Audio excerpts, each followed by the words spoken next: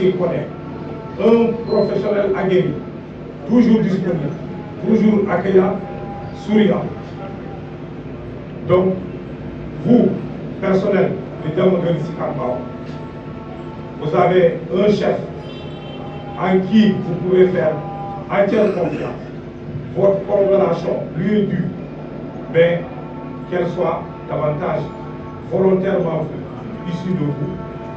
pour que la sécurité soit pérenne et partout permanente. Les résultats qui ont été, en tout cas, qui ont fait les beaux jours du commissaire Ousmane Diop, ici présent, vous devez faire en sorte d'engranger davantage d'autres sous le commandement du nouveau. Vous en avez la capacité. Rendez-lui compte en permanence, en temps réel, avant, pendant et après. Soyez loyaux envers lui, il vous sera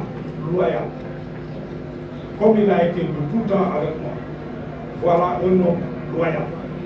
entièrement. Il attend toujours les instructions. Dit-il ne faites pas autrement avec lui une pratique qui soit contraire à nos textes, à notre statut, loi et règlements. C'est le conseil que je vous donne. Les résultats viendront. Tous les résultats escomptés viendront. Avec l'aide de la population, avec l'aide, le soutien indéfectible du personnel et avec son engagement, son savoir-faire, son faire-savoir, vous allez beaucoup en bénéficier. Et les résultats vous répondront toujours présents. Tel est mon credo, tel est mon souhait, mais telles sont mes instructions. Et à l'endroit de la population de Diamaguène Sicap Mbao, le travail qui a été fait sera davantage amélioré. Tout comme on le fait partout, à Guédiawaye, à Ziguinchor, à Saint-Louis, à Matam, à Tambacounda. Cette amélioration se fera avec vous. Parce que les actions, les choses à faire, vues de l'extérieur, le sont mieux observées, en tout cas avec des conseils beaucoup plus pertinents que ceux qui parfois sont dans le cœur de l'action, qui n'ont pas le recul nécessaire pour voir. C'est pour cela cette édification sécuritaire, vous autres populations, vous êtes invités. Si vous ne venez pas, nous irons vers vous. C'est ça aussi la police de proximité. Et les portes vous seront ouvertes. C'est votre police. La police.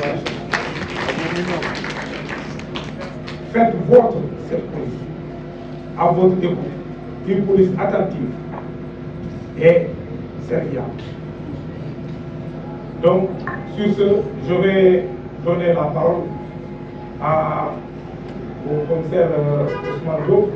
pour dire quelques mots à ces hommes et ensuite ça sera le tour de l'entrée. Oui, monsieur le commissaire. Dégrainer quelques mots d'être mon interlocuteur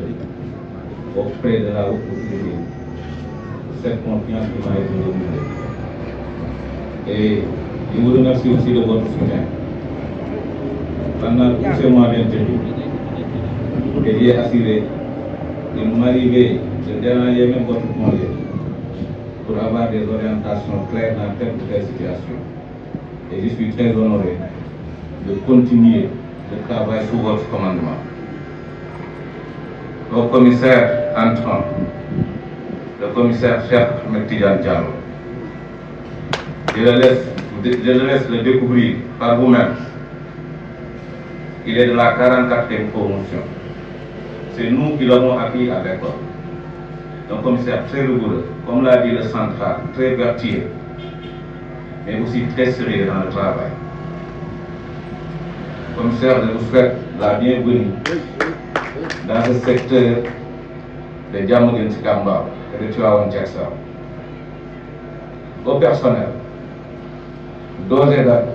je vous garantis que vous avez une équipe dynamique et engagée. Tous ces résultats-là que le commissariat de Diamaguène Sicap Mbao a engagés ne seraient pas possibles sans ces hommes-là. Très engagés, très loyaux. Et je vous demande de continuer dans cette même dynamique, de continuer dans la loyauté, dans la discipline, pour le bien des populations, mais aussi de la police nationale.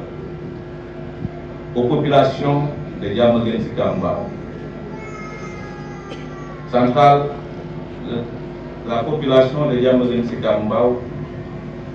en matière de collaboration, il n'y a pas d'égalité en matière de collaboration. Au-delà des stigmatisations, ils sont très réceptifs. Tous ces résultats-là qu'on a pu obtenir, que le service a pu obtenir, peut-être grâce à l'ingéniosité des policiers, mais c'est avec une collaboration très franche. Donc, Madame Diwaf, la même collaboration, population de Diamaguène Sicap Mbao, vous continuez avec le commissaire entrant-chef Ahmed Tidiane Diallo, pour que Diamaguène Sicap Mbao continue à être un lieu sûr. Comme central, tout n'a pas été fait, parce que la perfection n'est pas de ce monde. Mais nous et mes éléments ont fait le maximum. Et j'espère que le commissaire Cheikh Ahmed Tidiane Diallo, j'en suis rassuré, va relever encore le défi, Inch'Allah. Voilà ces quelques mots que je voulais prononcer à l'endroit des éléments, mais aussi à l'endroit des populations de Diamaguène Sicap Mbao, que je n'oublierai jamais, parce que j'ai ouvert ce commissariat. Oui. Diamaguène Sicap Mbao, voilà une localité que je n'oublierai jamais. J'ai ouvert ce commissariat, j'ai appelé les messieurs Ligéri, Goudi Betchet, dañuy woote chaque fois. Et tous les éléments là sont très ouverts, très réactifs. Et ce qui nous a permis d'avoir tous ces résultats-là. Donc, ñu ngi leen di sàkku ñaan ngeen ñaanal ñu fi ñuy dem bële yàlla may ñu ko yeneen ndam. Et avec ces mots, je vous remercie.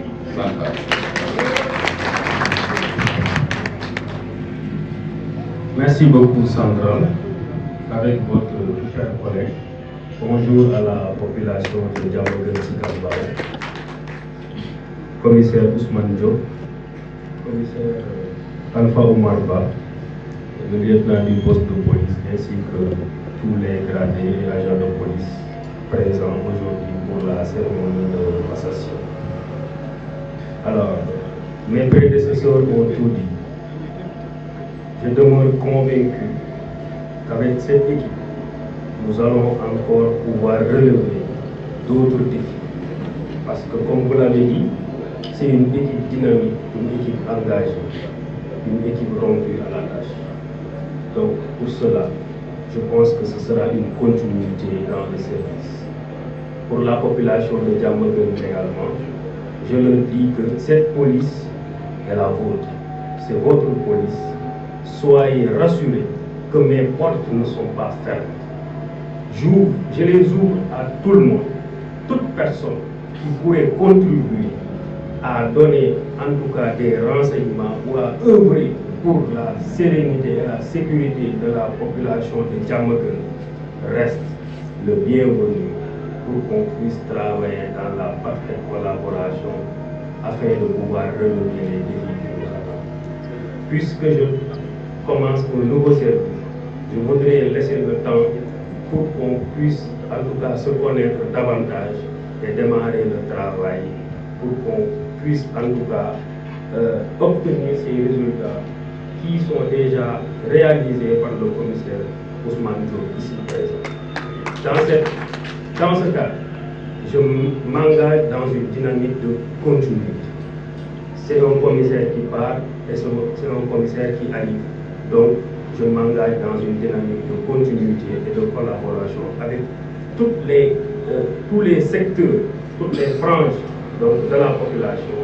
qui sont prêts à travailler au grand temps de la sécurité. Je vous remercie. On va passer à la cérémonie d'installation à proprement parler.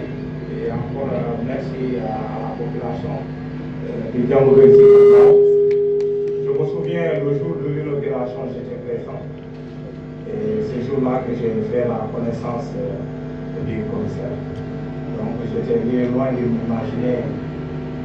que je serais là le jour où il va partir. Encore moins de m'imaginer que je serais le commissaire central de Guédiawaye. Parce qu'à l'époque, j'étais à l'office. Mais je tenais quand même à venir voir nous joyaux que les autorités policières ont mis en place pour le meilleur maillage de la sécuritaire du territoire national. En l'occurrence, dans cette localité, Diamaguène Sicap Mbao. En tout cas, je m'en réjouis fortement. Et je vois le même engouement et la même joie partagée et contagieuse au niveau de cette population que nous servons et pour lesquels nous existons et nous devons servir à tout moment et être à l'écoute de leur attention. En tout cas, merci bien.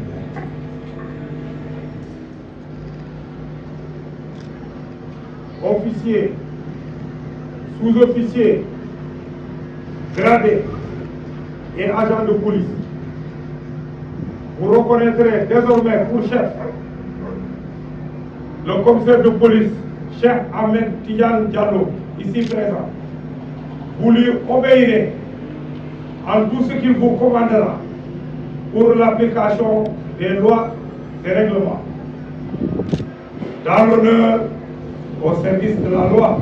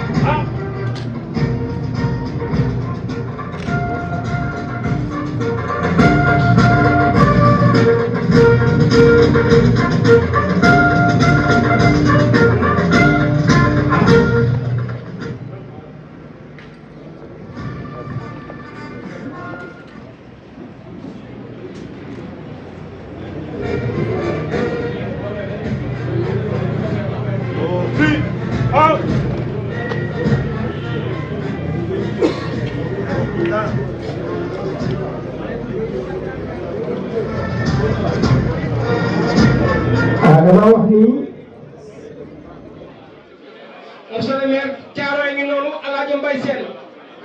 monsieur le maire ngi noonu Aline Badji Badji Bey moom la fi taxawal mooy Bassirou Diawara kii mooy président délégué de quartier yi Assane ngi noonu Assane Ka kon ñi ngeen di nuyu war ngeen leen a mën a nuyu ñii la dëkk bi wóolu teg leen ci seen kanam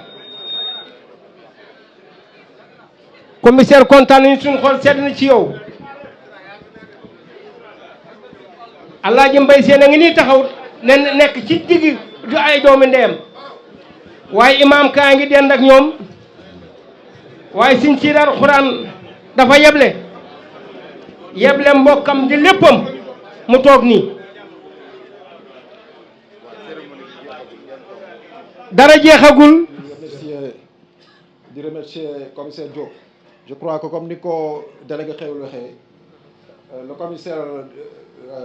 au niveau de Diamaguène Sicap Mbao dafa nekk à califourchon entre 3 communes entre la commune de Diamaguène Sicap Mbao Thiaroye Gare et Tivaouane Diacksao donc di ko saluer nag l'excellent travail bi nga xam ni def na ko fi au niveau de cette zone donc loolu moo tax tey je crois que toutes les couches de population des différentes communes ñëw remercier le commissaire Diop di ko souhaiter bon vent avec l'ensemble de son dispositif, le commandant Diallo, ils ont fait un excellent travail. Je souhaite la bienvenue au commissaire Diallo. Nous savons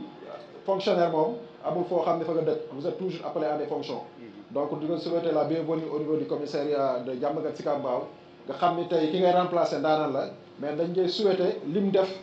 yalla na yalla may nga def lu ko raw mom tamit fa mu fa nga xamni tay fofu lay mo jël sa place di ko ñaaral fofu tamit yalla na ko yalla ubbi yeneen buntu yalla na ko yalla ubbi ay buntu ba ngeen dem ne ñaar ñëpp nekk ay commissaire central vraiment loolu la ñu amal wax au nom des différents maires ici présents donc di gërëm ñëpp di remercier la délégation de Sëñ Sidi Mbacké salaamaaleykum wa rahmatullahi wa barakatuh bismillahir rahmanir rahim والصلاة والسلام على سيدنا مولانا محمد وعلى آله وصحبه وسلم تسليما ginnaaw bi ñu sante yàlla jul ci sangu sang yi di Seydina Mohamed di ziyaar bu baax a baax mbooloo mi fi teew waaye di jiite di ziyaar bi ki nga xamante ni su ma doon wër ambassade Seydina Mohamed sallallahu alayhi wa sallam moom laa koy jox muy imam Ciss ñoo koy jox si waxtuwaay di la dalal di wax kàddu yu lot lool ñu wax ko jóge ci suñu buntu Serigne Touba di Serigne Sidi Mbacké alxuraan amoon yéene teew Diallo waaye gan yi xat-xat yi mu yebal jarbaatam Serigne Khadim Mbacké wax ni boo nee neel ma commissaire gan gi mu teeru ak fa mu jëmit sëñ bi neen na nga xam ni moo ngi sa kanam moo ngi sa ginnaaw bul tiit bul ragal dana gën a yokk ñaan yi dana gën a fëddali kóllëre bi ba sàmm ko fii ak fa nga jëm dana fekk incha allah ni ma wax gan yi nga xam ne moo agsi dina ñëw ziyaare ko dalal ko ñaanal ko ànd ko Diallo mi nga xamante ni moom la àndaloon démb bokk ko commissaire kii commissaire Diop sëñ bi nee na incha allah fa mu toog mu ngi leen di ñaanal ci li ngeen di def nii waaye dana ko gën a féddali waaye ne ni balaa rakkam jarbaatam ji demit ñaan gi nga xamante moom la war a indaale jox na ko mu jox leen ko gan gi fi te mu ñaanal ko gan ngay demit mu ñaanal ko Diallo sëñ bi nee na mënul wax ci yow commandant Diallo sëñ bi nee na mënul wax ci yow man it xam naa ci lu bëree bëri ndax maay ndaw bi maay lantinoor bi waaye yal na leen yàlla taxaw yal na garaat yi gën a yokk yàlla mën nga gën a am yàlla kattan gi gën a wér yàlla làmmañ ak seytaane musal leen ci barki nuuru laa ilaaha muhammad rasulillahi sallallahu alayhi wa sallam ñi fi teew ñëpp ñoo ngi leen di sant di leen gërëm bu amee lu ci dëng ngeen jéggal ñu dañoo mënul wax te kaddu sëriñ daa méttee jottali te ndaw rek lañu bu mu yónni bu amee lu ci jum ngeen jéggal ñu asalaamaaleykum wa rahmatullahi taala wa barakatuh jërëjëf sëriñ Cheikh Daara Mbène tàccu leen ko baax. dama wax ne asalaamaaleykum wa rahmatullahi taala wa barakaatu am nañu fanweeri point def naa loolu ëppoon naa ñàkk jam benn waaye dafa ñëw ci Seydina Muhammad mu ne asalaamaaleykum ñu ne ko waaleykum salaam mu ne fukk beneen waaye ñëw ne asalaamaaleykum wa rahmatullahi mu ne fanweer kooku toll waaleykum salaam wa rahmatullah kenn ñëw ne asalaamualeykum wa rahmatullahi taala wa barakaatu mu ne waaleykum salaam wa rahmatullahi taala wa barakaatu mu ne am nañu fanweeri point mooy fanweeri tuyaab defe naa ne jafe nañu am ko kon nag li ñu fi dajale ñun ñëpp mooy ñaan comme ni ko ñëpp waxee rek diw baax na commissaire Diop parce que njabootam bu ñu amee tudd naan imam Ciss kaay mu def lu ma yéem seen waa dëkk keroog bi ñu ñëwee bi ñuy tas kaamil bi jigéen ñëpp dañoo jël alxuraan jigéen ñëpp dañoo jël ci jukki yi te samay wax kaay wàcceel ma kaamil mënoo jàng sa jabar mënul jàng sa doom mënul jàng sa jarbaat mënul jàng kër mënu fee jàng alxuraan bu ñuy xeex diine kan la ca nga bokk de ah te bare na de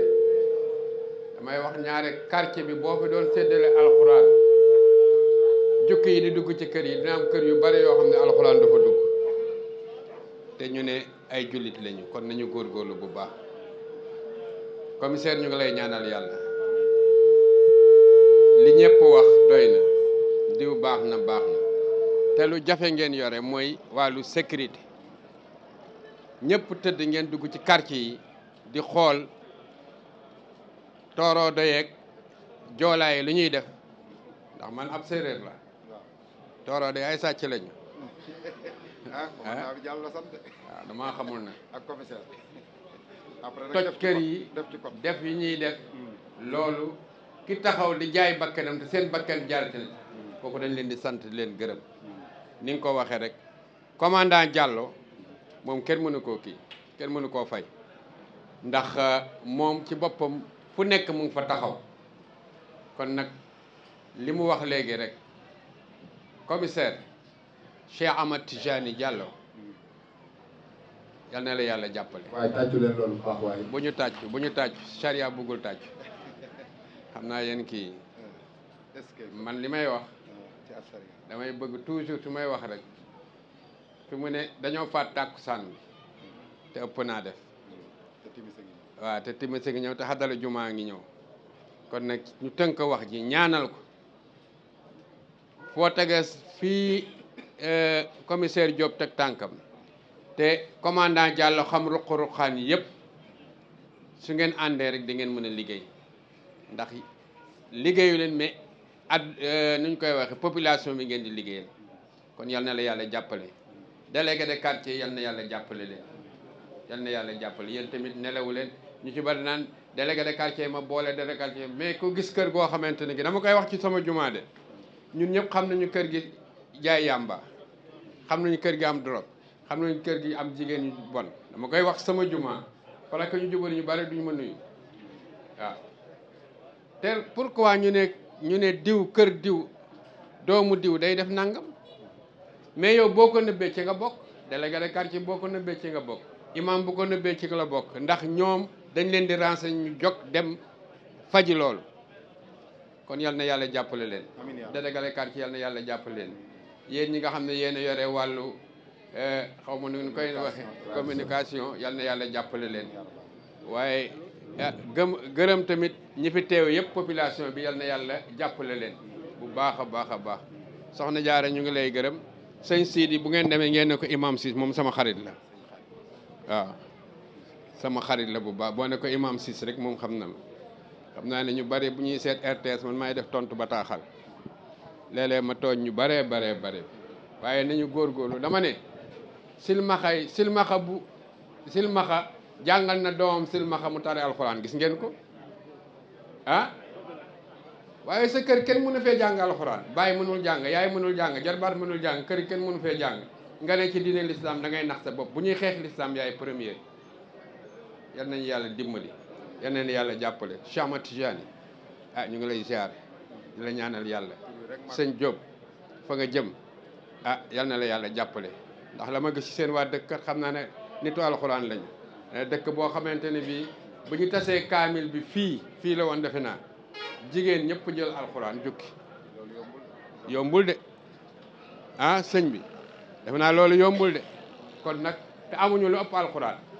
yal nañu yàlla defal jàmm maa ngi guddal boogu moonu guddal ngeen baal ñu wax ñu ngi gërëm ñëpp di sant ñëpp ñi fi teew yëpp bu ñuy dellu yal na yàlla def te faju aajo garaat yal na ko yàlla yokk asalaamaaleykum wa rahmatullah. jërëjëf. L'assistance, avec la permission des commissaires qui sont ici présents, on va parler au nom des éléments du commissariat de Diamaguène Sicap Mbao. D'emblée, je vais me présenter. Moi, c'est adjudant de police Papa Mohamed Silla, issu de la 43e promo. Le commissaire Diop, ici présent. Nous avons travaillé avec lui pendant 3 ans. Je vais changer mes propos en wolof. Commissaire Diop bii toog liggéey na donc moom ñetti at ci kilifteef dëgg lañ ko xamee koo xam ne day tette ay éléments am pour ñu am liggéey bu normal li nga xamante ne mooy autorité bi moom la ñu dénk muy seen sécurité autorité bi dénkaat na ko mooy liggéey bu sell ñun si loolu lañ tette ñu ngi koy ñaanal fee mu jëm muy yëmbal comico lu mu am fii mu am lu nga raw foofu. Commissaire Diallo ñu ngi koy souhaiter bienvenue di nga wax secteur bi moom secteur bu neex a liggéeyal leen ndax population bi nekk nañ ñu bëgg ñu liggéeyal leen nekk na ay nit ñoo xamante ne dinañ ñëw wax la te dinañ déglu tamit li nga leen wax ñu yóbbu ko ñu ngi ñaanal commissaire bi di ko dolli di ko ñaanal commissaire Diop mii di soo nekkoon fi ñun yàlla dolli ko sutura jàngal nañu ñun ñii bu ñuy wax adjudant yi maa si gën a ancien mais si moom laa jàngee lu bëri moom wax nii la ñuy liggéeyee nii la ñuy defee te masu ñoo sonal yore njaboot daa jafe gën njabootu policier ak ay immortel dun ay xale mais lépp géré na ko am na yoo xamante ne du lu ñuy wax mais géré na géré ba géré loo xamante ne man mii sax moom mënu ma ko géré yàllaay def loolu nag jël nit def ko kilifa googu mate na ko commissaire Diallo ñu ngi lay ñaanal fii mu woyof si yow wax ji du ko mate mënuñu wax mais ñu ngi lay ñaanal mu woyof si yow te collaboration boo xamante ne amoon nan ak commissaire bii nii dina gën a yokk te comme l'autorité vient de le dire on est sous vos ordres on est là pour exécuter des ordres dans l'application des lois et règlements qui régissent ce pays merci beaucoup avant tout on a un présent benn cadeau pour notre commissaire qui waaw nee na daa am cadeau boo xamante si dañ la koy jox monsieur le commissaire ah cadeau bi de man sa cadeau la xamaguma dara waaye kumpa la dañ koo muur dañ koo muur cadeau bi lu ci nekk cadeau bi lan moo ci war a nekk rek daa nee ko li ci nekk lu war a mën a nekk cadeau bi lan moo ci war a nekk bu gaaw a jooy see boo nga gëmm rek ndax xam naa ni cadeau bii na ko ñëpp xool rek ah lii de wax dëgg yàlla nataal la boo xamante si nii nag macha allah ah tàccu leen loolu bu baax a baax waaw macha allah dëgg yàlla lii rëy na lool lii kontaan nañ ci bu baax a baax ñu teg ci cadeau bi teg ci lii ay teraanga la mi ngi noonu yow yaa ko moom lépp yaay borom lii sedd na xol jóg dëgg nañ kontaan nañ waaye si la kàddu yi rafet na lépp rek ci jiital commandant tàccu leen bu baax seen bopp. Bonjour tout le monde. Le commissaire, avec votre permission, moi amoon bëggoon tuuti rek lu ma seede ci commissaire Diallo parce que c'était man maa nekkoon collaborateur bu mu gën a jege parce que c'était ton secrétaire particulier donc maa leen di seedeel benn affaire ci moom comme li central bi mu ko waxee amul nit heure bu mu koy soxla te du ko jot man des fois sax maa ngi retenir nit ñi parce que bon am na ay heures yoo xam ne c'est des heures de service à tout moment il m'appelle pour me dire que ku may seet bàyyi bu mu dugg donc je sais que les portes de son bureau ne seront jamais fermées pour qui que ce soit ak nit nu mu munti mel yow sax yaa am xel ñaar ci nit ki lu mu solo lu muy waxee amul distinction si doomu aadama ku mu mën a dimbale rek dana la wax na ñëw sama bureau donc maa ngi leen di seddal yéen waay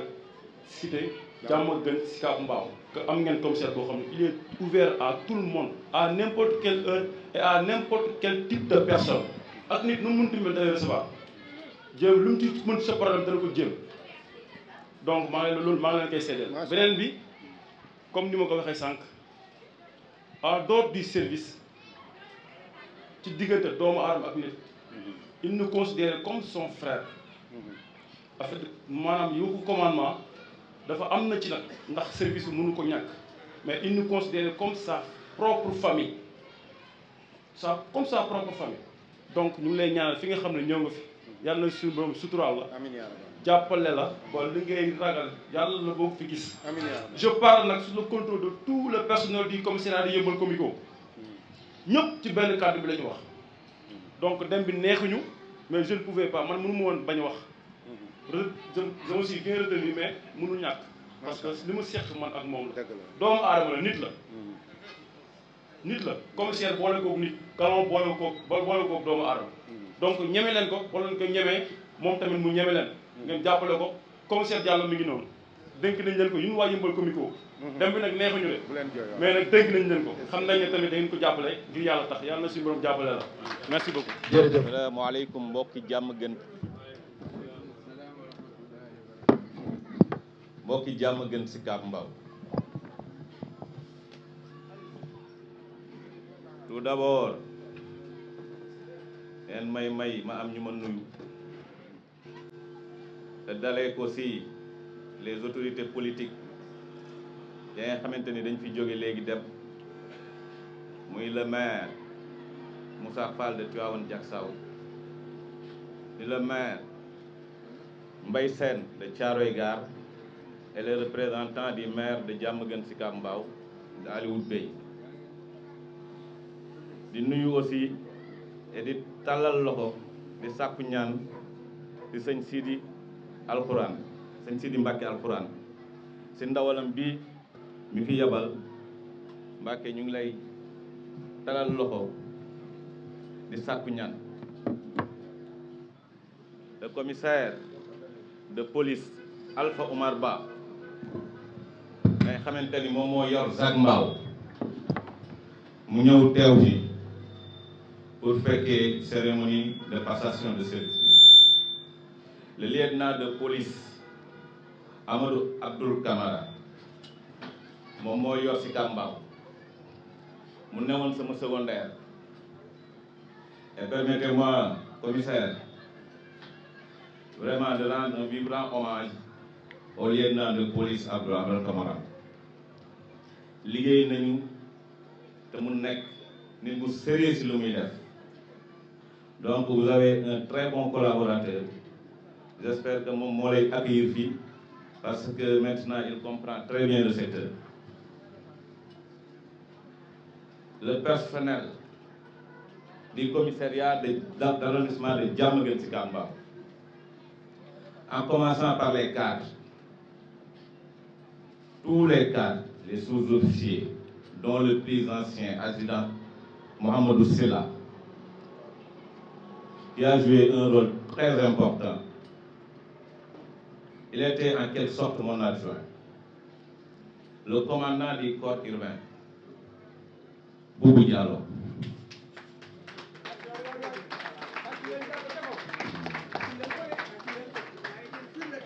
Le commandant du corps urbain, man, parfois dama koy wax qui est le ferrailleur,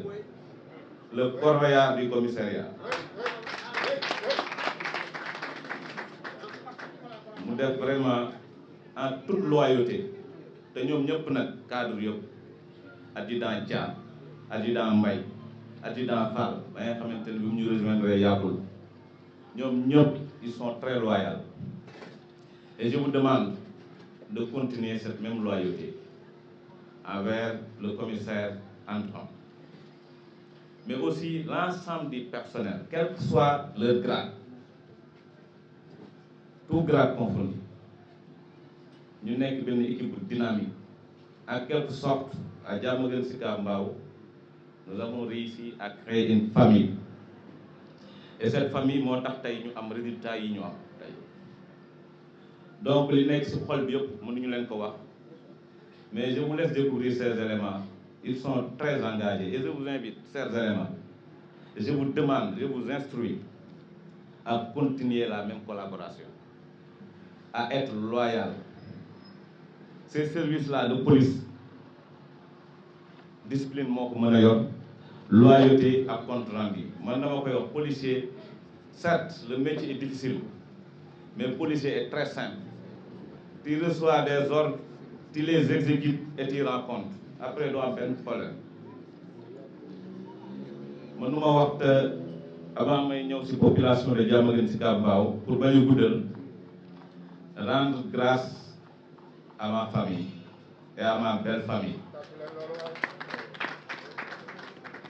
te di commencer ci loolu di ñaan yàlla mu xare àjjana suñu papa yokk leeram di ñaanal sama yaay mu yàgg fi te wér mais aussi toute la famille te suñu grand frère ba nga xamante ni moo jiite famille bi mu ngi nii toog muy Cheikh Tidiane Diop mu déplacé wu pour ñëw fekkee lii jàppale ay rakkam sans ñoom lii yëpp du mën a nekk mais aussi tous mes frères à travers lui samay mag yëpp samay famille yëpp vraiment maa ngi leen di gërëm di leen sant si jàppale bi ngeen may jàppale mais aussi derrière chaque homme il y a une grande dame et permettez-moi vraiment de remercier ma femme ici présente parce que liggéey police du lu yomb ku ko xamul bañ a woo si mënoo jàppale sa jëkkër te vraiment liggéey bi li ñu koy def li muy métti métti yëpp elle a su comprendre les enjeux may ñu jàmm ba ñu mën a def suñu liggéey nu mu waree ba yàlla tey may ñu promotion yi ñu may donc maa ngi koy gërëm te di ñaan yàlla vraiment yàlla yar njaboot gi ba ñu màgg si jàmm ak xewal yu bëri population de Diamaguène Sicap Mbao xam naa foofu laay jeexale commissariat bi ñu ñëw ko tijji waaw yéen ñëpp nekkoon ngeen yéen ñu si bëri bokk vous étiez là et commissaire Diallo je vous dis vous avez une très belle population très réceptive ñun biñ fii ñëw yu bëri daf fi daan am mais boo waxee dañuy dégg sa ndigal topp si li nga wax ba tey lu ñu xamul sax dañuy ñëw laaj la ko et puis il collabore sur tous les points man li ma koy waxee police mënuñu ko def sans vous sans la population policier lu mu xarañ am na la ngay xamante ni pour mu àgg fa yéen ñii population bi yéen a ngi siy mën a jàpp te ma leen di ñaan ngeen jàppale commissaire Cheikh Ahmed Tidiane Diallo ngeen maintenir la même collaboration bi ñu amoon parce que je le sais très bien c'est un commissaire très sérieux ñëpp wax nañ ko fii jaratul ñu siy dellu si je sais que dina réussir li ñu ko jox commissaire tous ces délégués là qui sont là ces associations continuer à travailler avec eux parce que c'est des personnes très ouvertes Diamaguène Sicap Mbao lu ci gën a am solo mooy lu am seen koñ woo nañu commissaire wala ñu woo commandant lu am seen koñ ñun il nous arrive ici ñu jàpp fi ay nit ya nga xamante ni benn coup de fil kese la et loolu vraiment ñu ngi leen ci remercier di remercier da nga nekk secteur ba nga xamante ni secteur u làmb la làmb daf fi am doole Max Mbargane léegi la fi jóge il était présent pour représenter l'ensemble des écuries et continuer à travailler avec eux c'est des gens très réceptifs yéen tamit ngeen jàppale police parce que liggéeyu police du liggéey bu yomb am na da ngay xamante ni fu ko nit defee nga nekk sama mbokk wala nga joxe ma ak noo mënti mel du lu ma moom président de la république sax moomu ko wàllu yoon la donc yéen a mën a jàppale ki fi nekk te xam ne liggéey bi ñu ko fi indee lu ko tax a gën a jóg mooy fexe ba Diamaguène Sicap Mbao nu mu mel mu gën a paisible gën a sûr et je vais terminer par vraiment vous rendre un grand hommage et aussi rendre un hommage à tout le personnel du commissariat de Diamaguène Sicap Mbao encore une fois parce que am na la nga xamante ni benn nit kese mënu ko benn nit mënu ko équipe moo ko mën te équipe bu la déggal moom moo ko mën le secteur est là commissaire ñu ngi lay ñaanal yow tamit sama sëriñ nga maa ngi sàkku si yow ñaan tey bi ma demee comico gis naa témoignage yi ñuy def si yow vraiment yàlla dimbale la ba lépp lu ñuy njot man maa ko remplacer fële moom mu remplacer ma fii ba lépp lu ñuy njot yàlla àggale ko vraiment maa ngi leen di gërëm yéen ñëpp li fi nekk yëpp mënuñu ko wax waaye je vous dis au revoir sorewuma maa ngi fii yëmbal comico donc on garde le contact lépp la ngay xamante ne tamit am na fi muy difficulté boo ma wooyee lépp lu ma la si mën a jàppale naa la ko jàppale comme li nga ma wax sànq yow tamit sa secteur donc bu fekkee fàttewuma kenn maay gërëm ñëpp di sant ñëpp te di remercier aussi suñu collègues yi ngay xamante ni vraiment ñooñu gunge dañu ànd ñun ñëpp nag di def liggéey bu am solo si banlieue bi ku nekk ak fi mu mënti nekk parce que bu nit yi di nelaw police yi ñoo tax bu nit yi mënee nelaw ba yàndoor police yi ñoo tax benn jour anonymement dama yéeg benn taxi pour ñëw ni nga yóbbu ma Diamaguène Sicap Mbao xamul sax commissaire de police la mu ne man de foofu mosuma faa ñeme def mais depuis commissariat bi bu mu tijjee ba tey waaw heure bu ma neex laay dugg Diamaguène Sicap Mbao pour vous dire les commissariats de proximité yi dafa am solo te dee leen gën a jóge policiers yi population warul ragal policier dee leen gën a jóge policiers yi les délinquants moom duñ fi ñu ami dénoncer les délinquants pour ngeen mën a vivre une vie paisible ñu ngi leen di gërëm di leen sant asalaamaaleykum wa rahmatullahi taala wa barakatuhu imam Tall ñu ngi lay gërëm di la sant bu baax di la di soyez les bienvenus di remercier waa fàtte woon naa ko madame Mbaye aussi qui est une très bonne collaboratrice et yéen ñëpp ñu ngi leen di gërëm di leen sant et di leen ñaanal te ngeen bañ ñu fàtte si ñaan je vous remercie. Asalaamaaleykum wa rahmatullah. Mbooloo mi maa ngi leen di nuyu di jiital ci nuyoo bi imam yi fi teew di nuyu commissaire Ousmane Diop bi nga xamante ni bis ni ki tey maa ko war a wuutu ci place bi di nuyu sama naataangoo yi toog fii également commissaire Alpha Oumar Ba nga xamante ni moo nekk Zac Mbao lieutenant Camara ñu yor poste police Diamaguène Sicap Mbao ak commandant corps urbain yi nekk fi population bu Diamaguène Sicap Mbao constituée de ces délégués de quartier maa ngi leen di nuyu ku ci nekk ci turam ak di wax ni ñun liggéey bi nga xamante ni tey moom la ñu bëgg a engagé mooy li nga xamante ni mooy continuité li fi commissaire commencé dynamique collaboration bi nga xamante ni nii am na te mu fës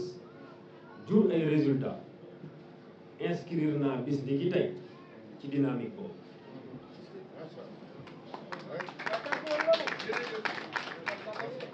muy ci numéro téléphone bi mu yoroon muy ci dox seen tànk ñëw ci bureau bi mu nekk samay porte ubbil naa ko ñëpp ñi